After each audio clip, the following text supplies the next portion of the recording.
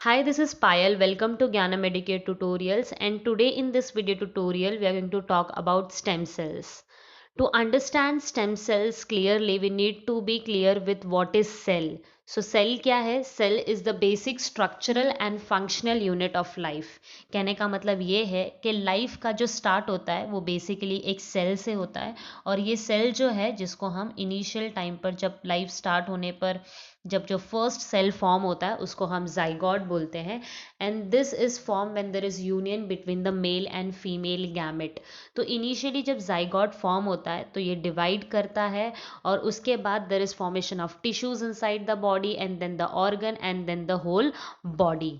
Okay, तो this is clear कि cell क्या है, एक बिल्डिंग ब्लॉक मतलब पूरी की पूरी बॉडी बनाएगा। सो this is the building block of the body.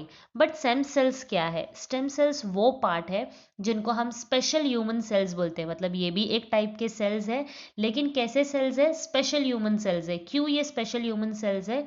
क्योंकि ये एबिलिटी रखते हैं किसी भी न्यू डिफरेंट सेल टाइप को फॉर्म करने के लिए। जैसे हम ये एग्जाम्पल में देखें तो this is the stem cell. This can develop into muscle cell, blood cell, heart cell, liver cell and so on. क्यों? उसका रीज़न हम आगे देखेंगे। बट यहाँ पर हमें सिर्फ इतना ही समझना है कि स्टेम सेल्स जो है वो स्पेशल टाइप के सेल्स है जो किसी भी डिफरेंट टाइप के सेल में फॉर्म हो सकते हैं, मतलब एबिलिटी रखते हैं। लाइक मसल सेल से लेकर ब्रेन सेल तक किसी भी टाइप के सेल को ये फॉर्म कर सकते हैं।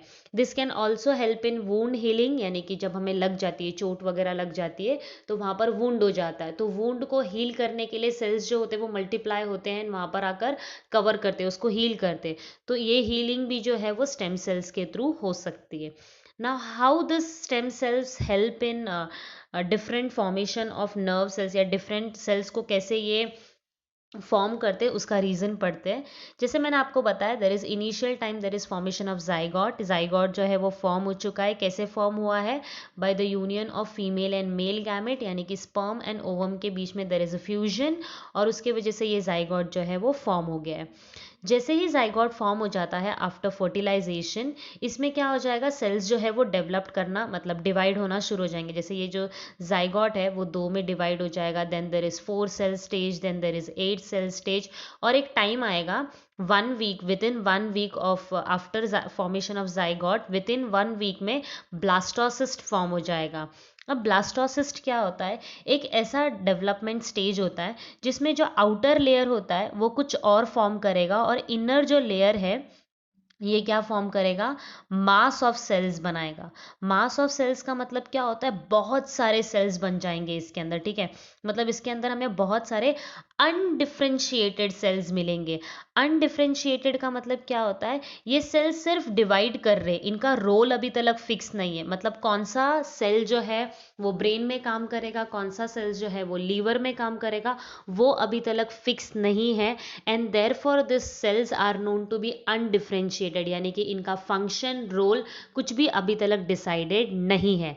Once this cell are going to be matured, इनकी जो स्पेशलिटी है वो इन्हें अलॉट हो जाती है, यानी कि ये डिफ्रेंशिएट हो जाते हैं। और उसके बाद ये चले जाते हैं ब्रेन में काम करने के लिए, कुछ सेल्स लिवर में काम करने चले जाते हैं, एंड कुछ सेल हार्ट में काम करने चाहते हैं। और उसी के बाद ब्रेन सेल्स, लिवर सेल्स ऐसे डेवलपमेंट हो जाता है, जिनको हम स्पेशलाइज्ड सेल बोलते हैं, क्योंकि उनका रोल फिक्स हो चुका है, उन्हें ब्रेन में ही काम करना है। बट इनिशियल टाइम पर when this mass of cells have different type of cell, और जो कि अनडिफ्रेंशिएटेड सेल्स होते हैं, इनको हम बोलते हैं स्टेम सेल्स, क्योंकि इनका रोल अभी तक फिक्स नहीं है। So I hope the concept of stem cells is very clear कि ये जो सेल्स है वो बेसिकली अनडिफ्रेंशिएटेड है, और क्योंकि इनका रोल अभी तक फिक्स नहीं है, इसी वजह से ये डिफरेंट सेल्स में डेवलप्ड हो सकते हैं। यानी कि जब स्टेम सेल्स को कल्चर किया जाएगा तो इनका रोल जो है, मतलब ये आगे जाकर, ये क्योंकि अनडिफ्रेंशिएटेड है, ये डिफ्रेंशिएट हो जाएंगे, और bone cell, heart cell, brain cell, किसी भी टाइप के सेल में ये डेवलप्ड कर सकते हैं अगर इन्हें कल्चर किया जाए तो, राइट। सो ये हम क्यों कर रहे हैं बेसिकली, इसके पीछे भी रीज़न है जो हम अब देखेंगे। सो बेसिकली अगर मैं बात करूँ, स्टेम सेल्स हमें कहाँ से मिलेंगे? एम्बिलिकल कॉर्ड में से मिलेंगे। जैसे मैंने पीछे आपको बताया था, ब्लास्टोसिस्ट फॉर्म हो जाता है। ये ब्लास्टोसिस्ट स्टेज में क्या हो जाएगा? अंदर जो है यहाँ पर मास ऑफ सेल है, यानी कि जिसको हमने स्टेम सेल्स बोला। ये जो बाहर का रीजन होता है ये प्लेसेंटा को बनाता है। प्लेसेंटा का मतलब क्या होता है? This is the part which is developed inside the mother body, और ये आगे जाकर एम्बिलिकल कॉर्ड बनाएगा, यानी कि कुछ ऐसा structure which is a tube like structure. This part is connected to the mother body which is the placenta, and this part is connected to the foetus, right. Baby body को attached रहता है, और ये एक ऐसा tube like structure है जिसके अंदर से nutrients and various other minerals, vitamin जो भी है वो इसके अंदर से पास ऑन होते रहेंगे फीटस तलक. ये जो एम्बिलिकल कॉर्ड होता है इसके अंदर कुछ सैंपल्स मिलते हैं स्टेम सेल्स के. ओके, इनिशियल टाइम पर जब एम्ब्रियो फॉर्म होता है तब स्टेम सेल्स जो होते हैं वो इसके अंदर से हम कलेक्ट कर सकते हैं. ओके, जैसे हम ये डायग्राम में भी देख सकते हैं कि there is formation of umbilical cord, और once the baby is born ये एम्बिलिकल कॉर्ड के अंदर से हम स्टेम सेल्स के सैंपल्स को कलेक्ट कर सकते हैं. सो एम्बिलिकल कॉर्ड के अंदर से हम सैंपल्स क्यों कलेक्ट कर रहे हैं इसका रीज़न जानना बहुत ज़रूरी है. Basically when ever there is organ failure, जैसे मैंने अभी आपको बताया कि स्टेम सेल्स जो होते हैं वो किसी भी टाइप के सेल्स में ट्रांसफॉर्म्ड हो सकते हैं, जैसे brain cell, heart cell. So suppose there is a organ failure like kidney fail हो गया या लीवर फेल हो गया. Okay, so that time if my body is मेरे बॉडी में अगर सपोज किडनी की ज़रूरत है and my stem cells are been stored somewhere, तो हम क्या कर सकते हैं, वो स्टेम सेल्स को रिकल्चर कर सकते हैं और फिर ऑर्गन को डेवलप कर सकते हैं. And once the organ is been generated उसको बॉडी के अंदर ट्रांसप्लांट किया जा सकता है. So what is the main purpose of storing this stem cell, so that आगे जाकर इफ रिक्वायर्ड ऑर्गन्स, इनसे ऑर्गन्स को डेवलप्ड किया जा सकता है. क्यों किया जा सकता है? Because they have the ability to developed into different type of cells. अब इनको हम सिर्फ एम्बिलिकल कॉर्ड से नहीं ले सकते, उसके अलावा और भी सैंपल्स है जो हम लोग कलेक्ट, और भी जगह से हम सैंपल्स कलेक्ट कर सकते. Other is blastocyst. जैसे मैंने अभी बताया ये ब्लास्टोसिस्ट के अंदर जो मास ऑफ सेल होता है इसके अंदर भी स्टेम सेल्स होते हैं, राइट. ये स्टेम सेल्स जो होते हैं इसको भी हम लोग कलेक्ट कर सकते हैं before they are getting differentiated, right.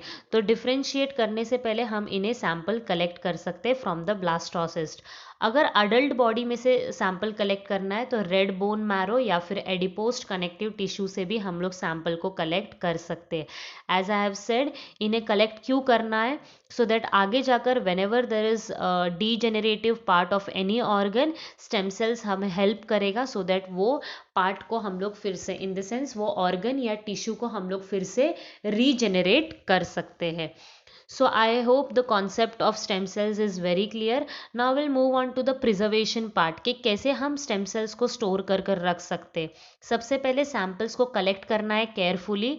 Like if we are taking from umbilical cord, उसको हम लोग कॉर्ड ब्लड में से कलेक्ट करेंगे. मतलब कि जो एम्बिलिकल कॉर्ड होता है उसके अंदर ब्लड सैंपल होता है जिसे हमें कलेक्ट करना पड़ता है as it is shown in the picture. या फिर रेड बोन मैरो या फिर ब्लास्टोसिस से हम इसे कलेक्ट कर सकते. Then the sample is taken in the sterile vial, यानी कि बॉटल्स में लिया जाता है और उन्हें स्टोर कर दिया जाता है. किस में स्टोर करते हैं? लिक्विड नाइट्रोजन में स्टोर करते हैं वो वायल्स को. वायल्स यानी कि वो छोटे बॉटल्स होते हैं स्टेराइल, उन्हें हम वायल्स बोलते हैं. And then they are stored in the liquid nitrogen at a temperature of -135 to -190 centigrade. So this is how the stem cells are stored, so that in future if somebody is feeling some problem with the organs, तो इनसे हम लोग फिर से उन organs को regenerate कर सकते हैं. So I hope the concept of stem cells is very clear to you all and the preservation part also. If you have liked the video, please hit the like button and please subscribe the channel. Thank you for watching the video.